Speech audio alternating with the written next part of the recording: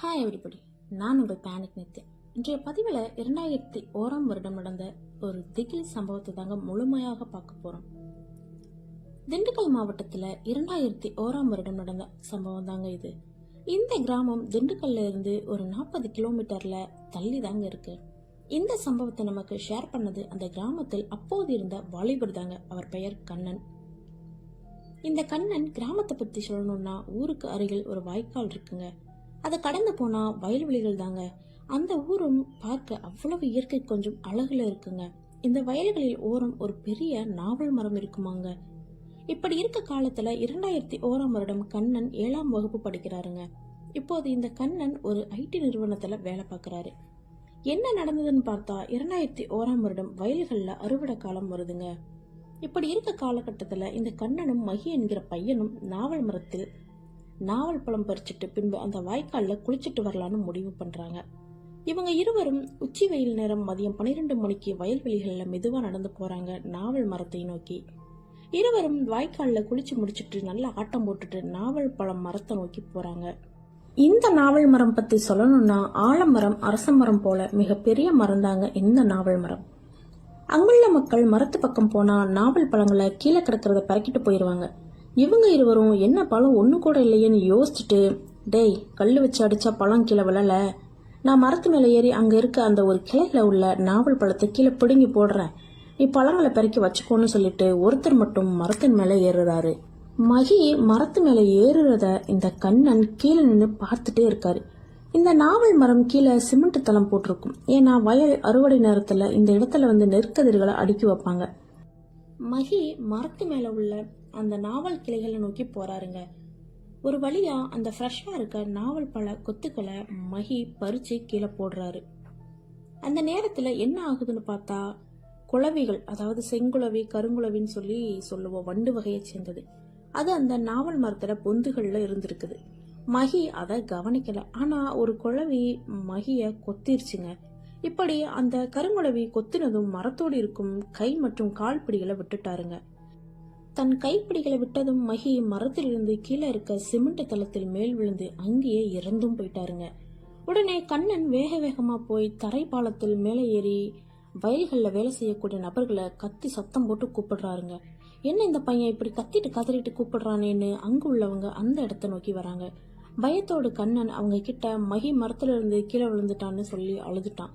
நாவல் மரத்தை நோக்கி ஓடுறாங்க. அங்குள்ள நபர்கள் அத்தனை பேருமே நாவல் மரத்தை நோக்கி கிட்ட வந்து பார்க்கவும் அந்த பையனை தூக்கி மடியில வைக்கிறாங்க. அவன் இறந்தே போயிட்டான்.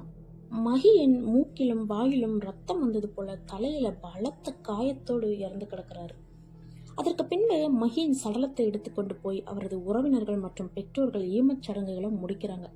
அதற்கு பின்புதான் அந்த நாவல் மரத்திற்கு அருகில் உள்ள நபர்களுக்கு அமானுஷ்ய புயல் வீச ஆரம்பிச்சதுன்னே சொல்லலாம். இந்த காட்சிகளை எல்லாம் பார்த்த கண்ணனுக்கு 2 மாத காலம் அதிலிருந்து வெளிவர முடியலங்க. அதாவது காய்ச்சல், பயந்த கோளாறு, தன்னோட நண்பன் தனக்கு முன்னே இறந்து போயிட்டான்னு சொல்லி அதுல இருந்து வெளியே வர முடியாம 2 மாத காலங்கள் அவர் பள்ளிக்கே போகாம வீட்டிலேயே இருந்திருக்காருங்க. அதே போல அந்த நாவல் மரத்தினுள் அருகில் உள்ள வயல்ல இருக்க நெல் மூட்டைகளை மூட்டையாக போட்டு நாவல் மரத்தின் கீழ் இருக்க சிமெண்ட் தளத்தில் அடுக்கி வைப்பது வழக்கம்.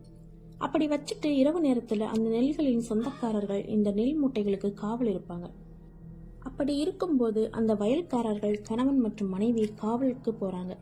அங்க இரவில் லைட் எல்லாம் இல்லைங்க, நிலா வெளிச்சம் மற்றும் கை லைட் வச்சுதான் இரவில் இருப்பாங்க. அப்படி இருக்கும் நேரத்தில் அந்த நாவல் மரத்திலிருந்து விசு விசுன்னு காற்று வீசுதுங்க. அப்படி காற்று அடிச்சதும் டக்குன்னு அந்த கணவர் முழிச்சிடுறாரு. அப்படி முழிச்சு பார்த்தவருக்கு அங்க அந்த அரை நிலா வெளிச்சத்துல ஒரு சின்ன பையன் அழுதுட்டே நிக்கிற மாதிரி இருக்கு மரக்கிளைகள்ல. இவன் யாரா இந்நேரத்துல வந்து மரத்துல நிக்கிறான்னு டார்ச்சை நல்லா அடிச்சு பாக்குறாருங்க. தன்னோட டார்ச் வச்சு அந்த மரத்துல உள்ள பையனை மேல அடிக்கிறாருங்க. அந்த வெளிச்சம் பட்டதும் அந்த உருவம் குரங்கு போல தாவி தாவி வேறு வேறு கிளைகளுக்கு போகுது. இந்த நேரத்துல அவரின் மனைவி தூக்கத்துல இருந்து எழுந்து என்னங்க என்னாச்சுன்னு கேக்குறாங்க. அங்க பாரு, ஒரு பையன் மரத்துல உட்காந்துருக்கான், பழங்களை பறிக்க வந்திருப்பான் போலன்னு தன்னோட மனைவி கிட்ட சொல்றாரு. மனைவியும் இவர் டார்ச் லைட் அடிக்கிற பகுதியை பாக்குறாங்க. எந்தவித உருவமும் தெரியல. இந்நேரம் அதுவும் நள்ளிரவு 1-2 மணிக்கு யாராவது பழம் பறிக்க வருவாங்களான்னு சொல்றாங்க.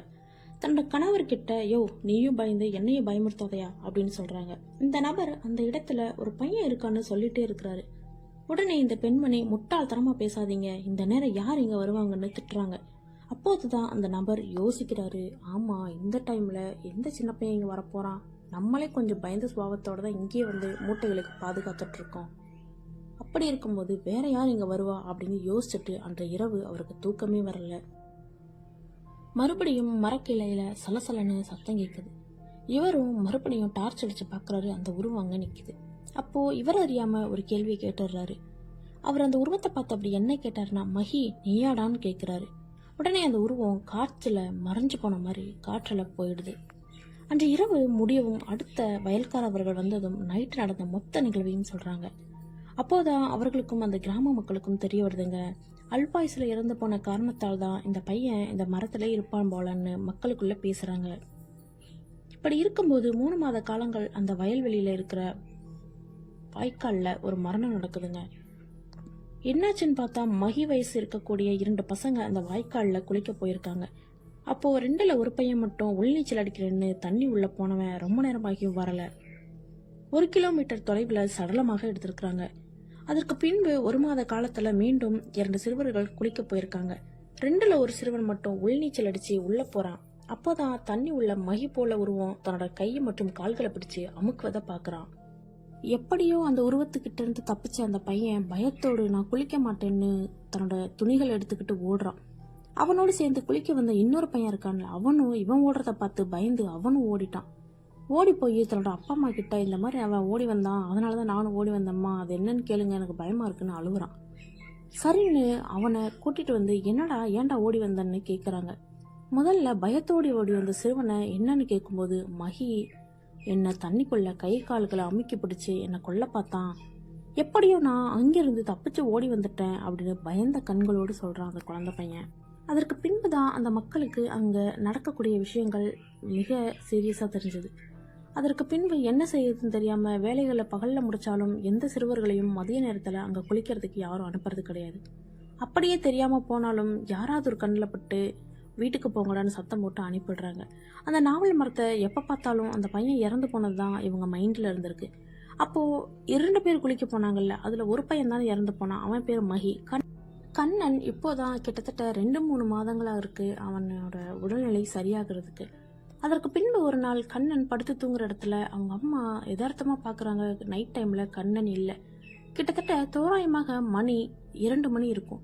தன்னோட பையனை காணும்னு சொல்லிட்டு அவங்க அப்பா கிட்ட சொல்றாங்க. அவங்களும் இவங்களும் எல்லாம் வீடையே தேடி பாக்குறாங்க. ஊருக்குள்ளாரையும் தெரிஞ்சவங்க கிட்ட கேக்குறாங்க, இல்ல.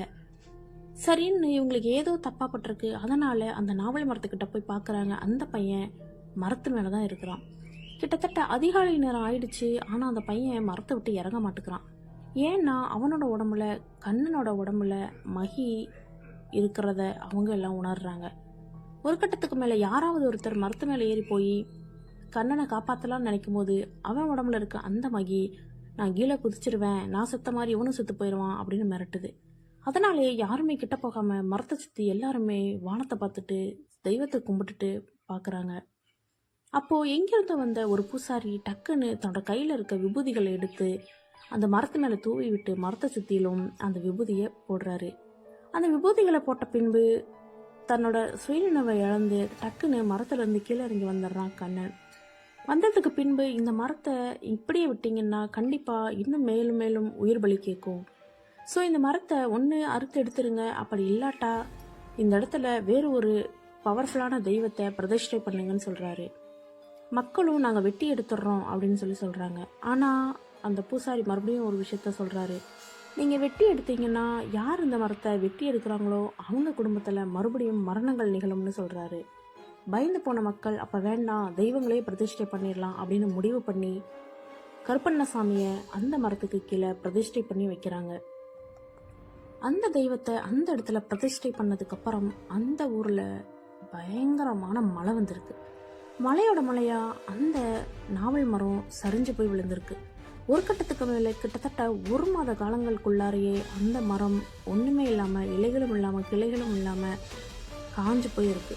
அதற்கு பின்பு அந்த ஊர் மக்கள் அந்த தெய்வத்தை கும்பாபிஷேகம் எடுத்து நடத்துறாங்க. இதுல பெரிய அதிர்ச்சி என்னன்னு பார்த்தோம்னா, அந்த ஊர் மக்கள் கருப்பசாமி வந்ததுனாலதான் பவரை தாங்க மாட்டாப்புலதான் அந்த மரத்துல இருந்த ஆவிகள்லாம் போயிடுச்சு.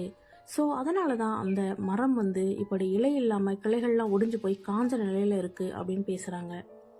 அதற்கு பின்பு எப்போ அந்த வயல்களுக்கு என்ன வேலையா யார் போனாலும் அந்த கருப்பசாமி தெய்வத்தை வணங்கிட்டு தான் போறாங்க.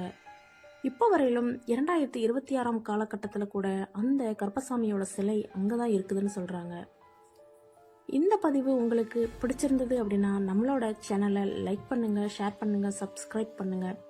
நெக்ஸ்ட் ஒரு பதிவில் நான் உங்களை சந்திக்கிறேன். அதுவரை நான் உங்கள் Nithya. Tata, bye bye, take care.